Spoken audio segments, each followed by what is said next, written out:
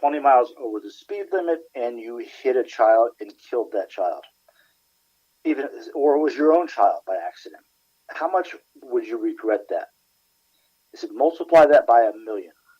Oh, wow. And that is the regret of not accepting God in your life. And he called it, hell is the separation from God.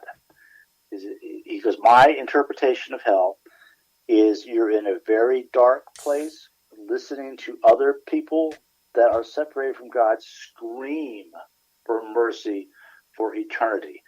And that really jives with the suicide description, the near-death experiences of suicide survivors. That's spot on with their description in many cases. So, like the demons are tricking them to go into. Often the first entities you'll see for both sides, whether it's a regular near-death experience on the glory side or it's the hell side, you'll see people that you grew up with or that have passed on before you. What's common on the suicide side, though, is you see them, you're happy to see them, but you get a sense something is different. And there's always something different. It's the eyes are yellow, or they've got lizard eyes or something, or they start to morph back into the creatures that they are, the demons that they are. Okay, in other words, what you're saying, that the demons are faking being the spirits of their friends to basically trick them. To lure them deeper into hell. And that is, I mean, there's one story of travel is different. There's a lot of traveling, but there's never a sense of time or distance, if that makes any sense, and it may not.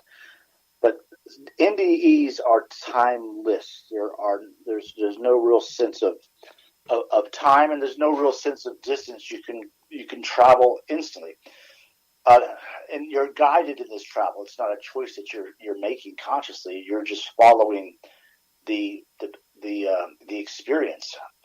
Carl Jung, Jung, the famous psychologist or psychiatrist, one of those guys. He had an NDE, and he was taken to some kind of like another planet, like a moon of some sorts. Uh-huh. And he described it in scientific terms in the 1940s and 50s. It was just hard to really describe. But in his case, he's the only one in any of the books that there is any type of religion mentioned. When you talk with God and Jesus, they didn't create the religion. Religion is man-made. But in his case, he had an encounter with a Hindu monk that blocked him from going into a temple. This was in his words. It's the first story in my book on doctors and scientists. And it was one of the rare situations where someone didn't take him on a journey. They almost prevented him from finding out. So these things are not always consistent from one to the next. But to continue to discuss the commonalities of near-death experiences, one is judgment. There's a story in the doctor's book about Dr. George Ritchie, and he was in the military and fell and hit his head and then had a really wild near-death experience. Really interesting. Because he didn't know it at first, and he was running around, he was running through doors, and the doors, I mean, literally, like a ghost kind of. But he said that when he got to the judgment, he sensed that it was Jesus and himself looking at George's entire life, every thought he had, every action he's done, every desire that he had. He said, it went through every second of my life, but it couldn't have been more than 2 minutes. And Jesus did not judge me. He just looked at me and said, you see what you're doing with the time that you have. Can you do better? You think you can do better than that? And it was really, judgment is typically, again, not on the suicide side, not on the hell side, but typically the judgment is without judgment. It's simply presented to you. But that consistency from story to story to me is really fascinating. Typically, there is some kind of guide. One of the stories, some of these sound like acid trips.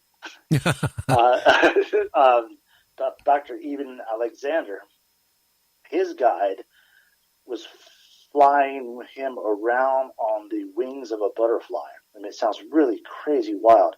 But here was a guy who was a neurosurgeon for 25 years, did not believe in an afterlife, did not believe in God, though he was raised in the South.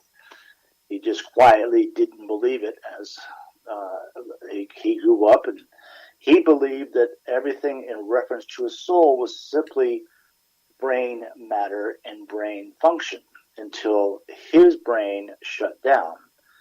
And the two parts that make you a human, emotion and something else that's escaping me right now, shut down in his brain. And for 7 days, he was in a deep coma.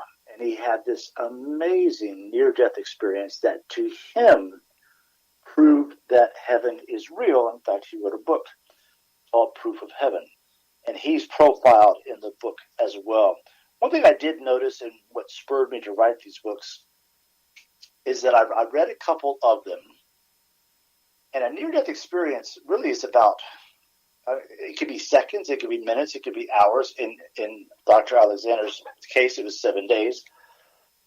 But if somebody's written a book on that, they're padding that book with everything that happened in their life up until the near-death experience, and then everything that happened afterwards. In other words, unless they're really interesting, there's about 20 pages that's really interesting in the book, because you've got to kind of be dragged through their biography because there's nothing else going on. So what I did with my books was just cut to the chase.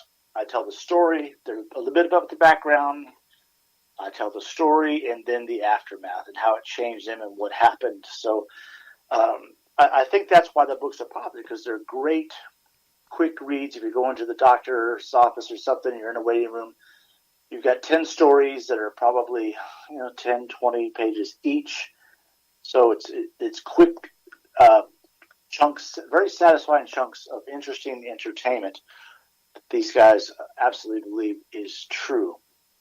So we talked about the guide, vividness, and heightened senses. One of the most common comments from near-death experience survivors, for lack of a better word, is I can't tell you words. I don't have the words to express what I saw and experienced, and that's a source of frustration, and that's one of the common traits of a near-death experience. And I think about, what if we were able to go back to the days of Alexander the Great, snatch him up, bring him into our modern world, take him for a jet flight, let him see the entire world on a thing called an iPad, go to a 360 IMAX movie with fantastic sound, and then send him back to explain to everybody in his time what he experienced.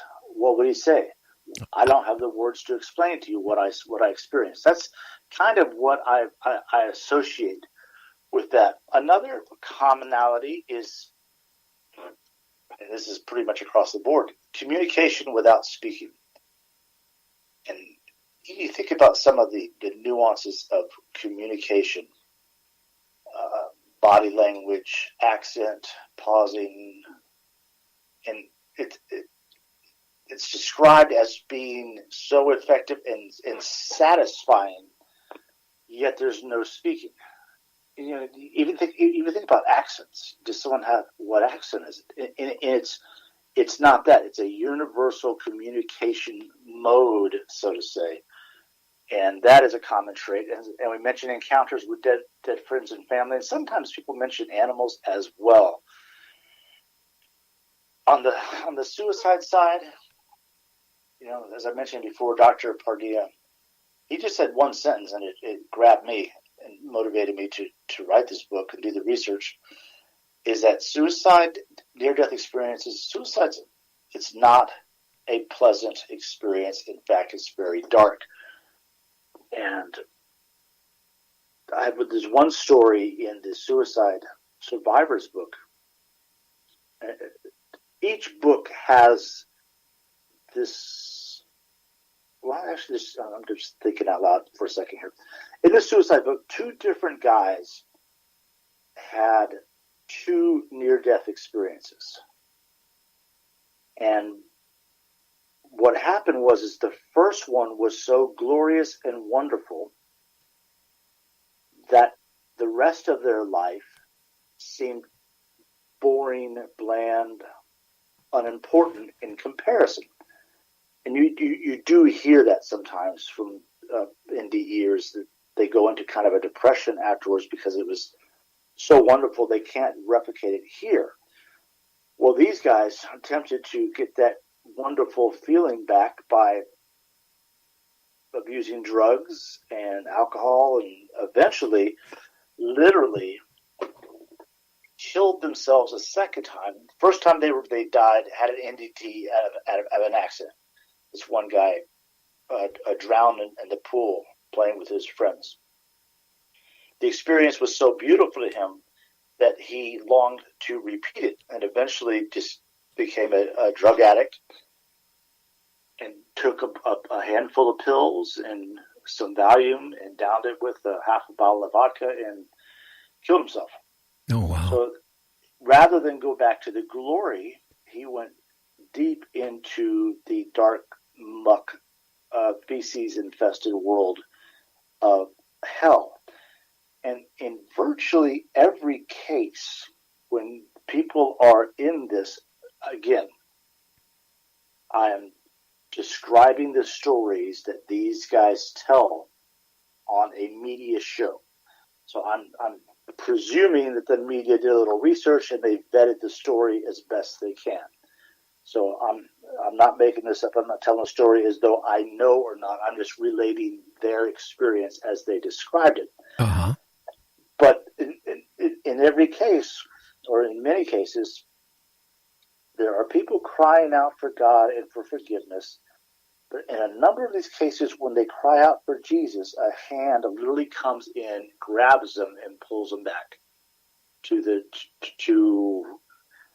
and ends the near-death experience, so to say. Pulls them out of the muck, and they come back to life, and that's their story. Crazy, wild, really nuts. You know, I had one person tell me, and he had a near-death experience. He told me that he saw his life flashing, and saw all these things, like if you watched a video.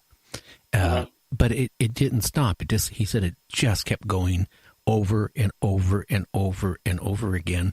And he said that he felt was hell, because just seeing everything you done bad and how many people you hurt in your whole life, things you said, just keep like an endless loop and nothing else.